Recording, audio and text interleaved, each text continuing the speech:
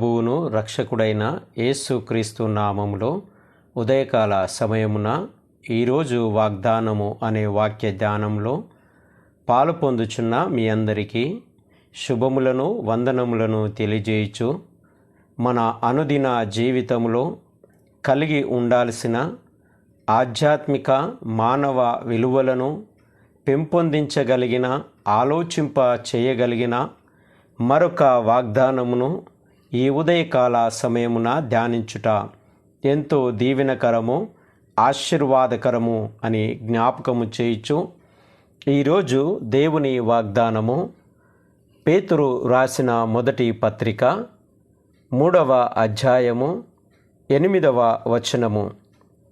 తుదకు మీరందరూ ఏక మనస్కులై ఒకరి సుఖదుఖములయందు ఒకరు పాలుపడి సహోదర ప్రేమ గలవారును కరుణా చిత్తులను వినయ మనస్కులనై యుండుడి.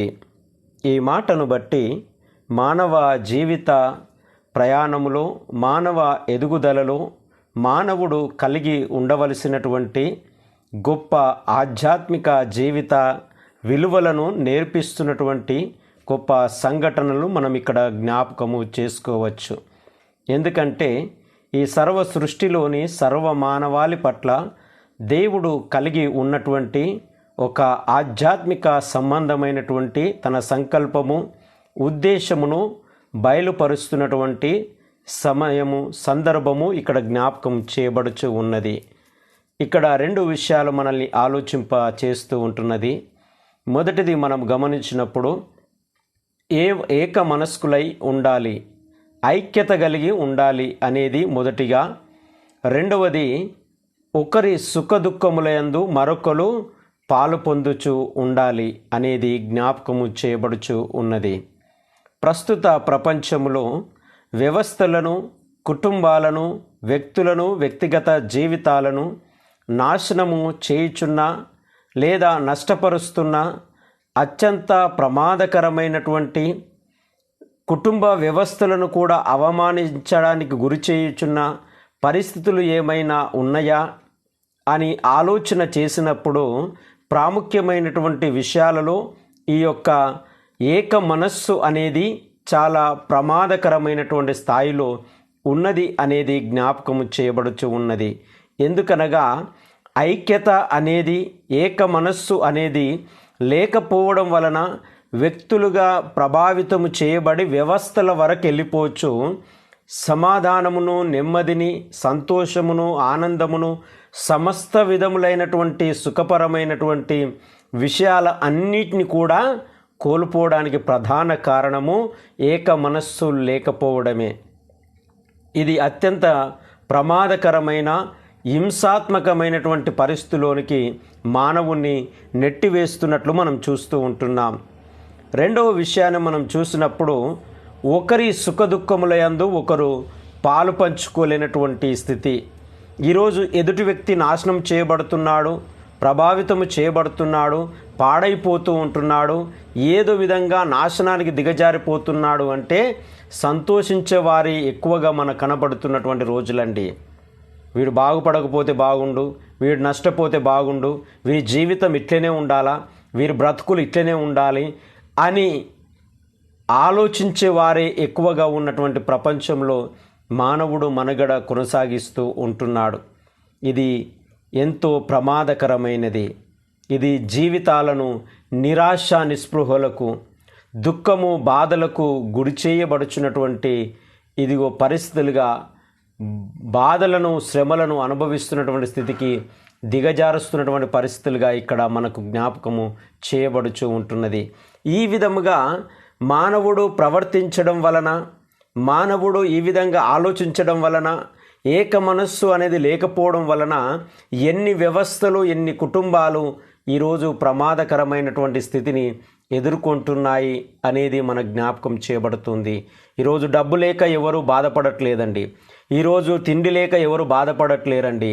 ఈరోజు ఆస్తులు అంతస్తులు లేక ఎవరు బాధపడతలేదండి. సగటు మానవుడు బాధపడుతూ ఉంటున్నాడు అంటే ఐక్యత, ఒకరిని ఒకరు అర్థం చేసుకోలేక, ఒకరి సుఖ దుఃఖములను ఒకరు అర్థం చేసుకోలేక కఠినంగా ప్రవర్తిస్తున్న, కఠినంగా ఉంటున్నటువంటి పరిస్థితులను బట్టి ఈ యొక్క విధానానికి మానవుడు లోనవుతున్నటువంటి పరిస్థితులు మనం చూస్తూ ఉంటున్నాం.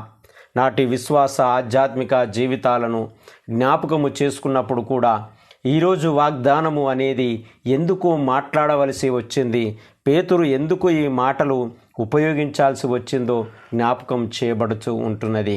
ఒక ఉదాహరణకు మనం చూసినప్పుడు, మనకు నచ్చని వాడు ఏదైనా తప్పు చేసినాడు అనుకోండి, వాని మీద ఒకటికి రెండు చెప్పి వాని జీవితాన్ని, వాని బ్రతుకును, వాని కుటుంబాన్ని, వాడు చేయించున్నటువంటి పనులను అల్లరిపాలు చేస్తాం. ఆ వ్యక్తి ఏమైపోతున్నాడని చూడము, ఆ కుటుంబ విలువలు ఏమవుతున్నాయని చూడము, లేదా అని ఉద్యోగము కానీ వాని జీవిత విధానము కానీ ఏమవుతుంది అనే ఆలోచన అవసరమే లేదు.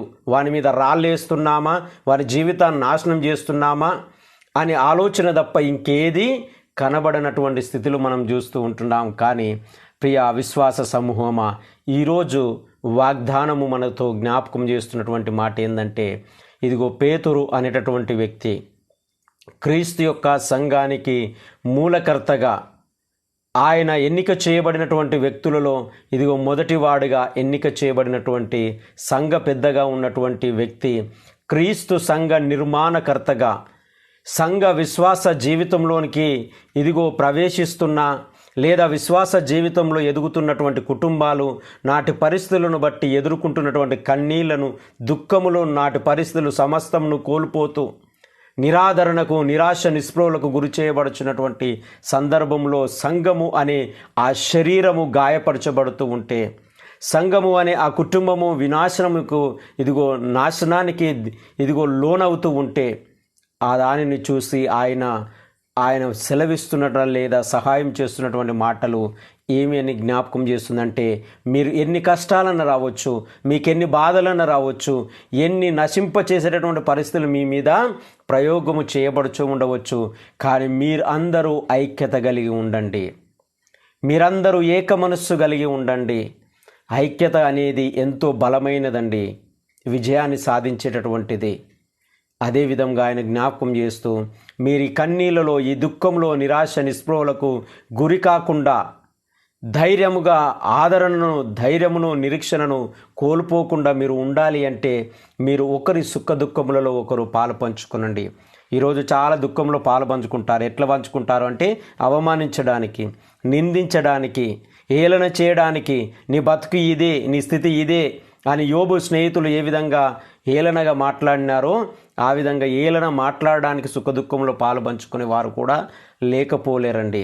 కానీ ఈరోజు దేవుని వాగ్దానం మన జ్ఞాపకం చేస్తుంది అంటే, వాని దుఃఖంలో నువ్వు ఉన్నావు అంటే వాని దుఃఖం ఏ విధంగానైనా మాన్పివేయబడగలగాల.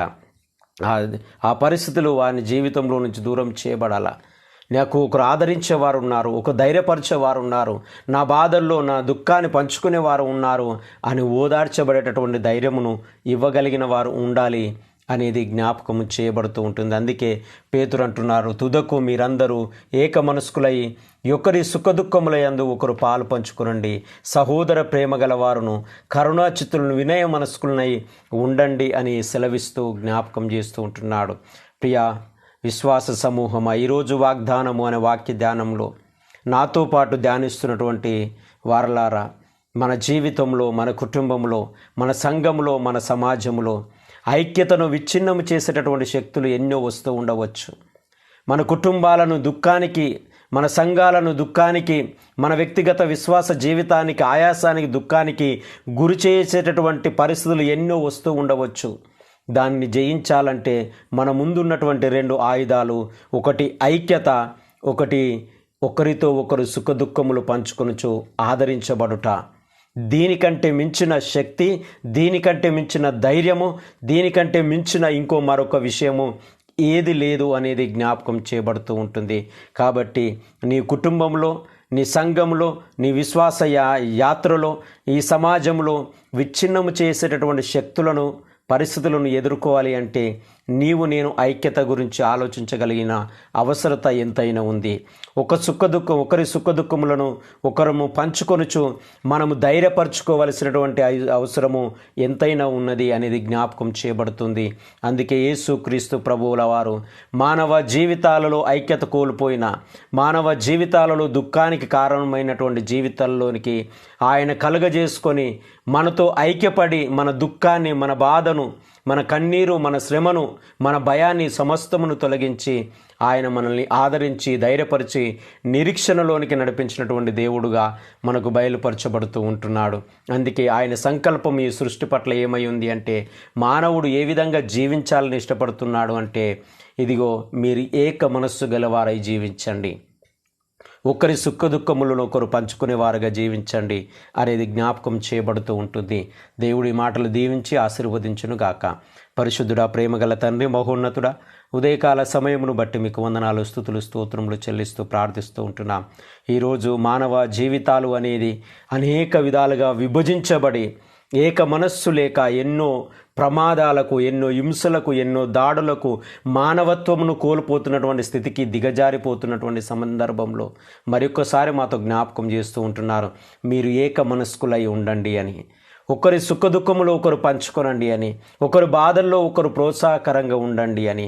విభజించే జీవితాలు అవసరం లేదు అనేది మా కుటుంబాలను గురించి, మా జీవితాలను గురించి, మా విశ్వాస ఎదుగుదలను గురించి సెలవిస్తున్నటువంటి దేవానికి వందనాలు చెల్లిస్తూ ప్రార్థిస్తూ ఉంటున్నాం. ఉదయకాల సమయంలో కన్నీళ్లతో, దుఃఖముతో, కుటుంబ సమస్యలతో, ఆర్థిక ఇబ్బందులు, అప్పుల బాధలతో, ఇదిగో ఆరోగ్యము సహకరించలేక అయ్యా దేవా ప్రభు అని మూలుగుచు, బెడ్లపైన మురపెడుచు, వైద్యుల చేతుల్లో ఇదిగో దేవాన జీవితం ఏమైపోతుంది అని కన్నీటితో ప్రార్థన చేస్తున్నటువంటి బిడ్డల పక్షాన ప్రార్థిస్తూ ఉంటున్నాం. నీ సహాయం, నీ కృపను అనుగ్రహించండి.